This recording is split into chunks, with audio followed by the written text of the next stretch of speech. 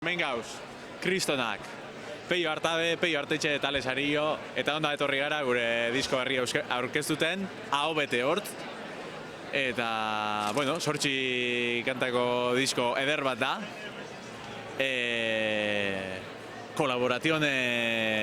Zoragarriekin, txundigarriekin. Aho bete hort utziko dizuten kolaborationeekin. Ze kolaboratione, adibidez? Adibidez Niko Etxart, adibidez Olan Aliz, adibidez... Aiora Renteria. Adibidez Jose Mari Bizardunak. Eta Roberto Mosso Sarama. Urteetan entzun duzuen diskorik eta honena. Ainhoa Artetari deituko diogu hurrengo diskorako, izango da sinfonikoagoa, progresiboagoa, eta bar.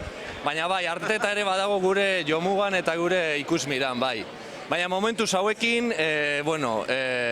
Azteko ez dago. Azteko ez dago txarto eta benetan asko gozatuko duzue disko honekin, ze oso disko divertigarria da, soroa divertigarria eta oso rockeroa. Ondo. Eta zer gehiago?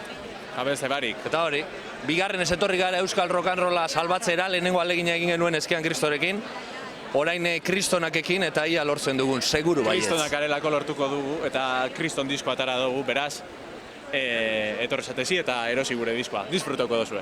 Haupa zuek, urtarriletik aurre hasiko gara zuzenekoekin, biratxo bat antolatu dugu, azten joango den bira bat, seguruenik.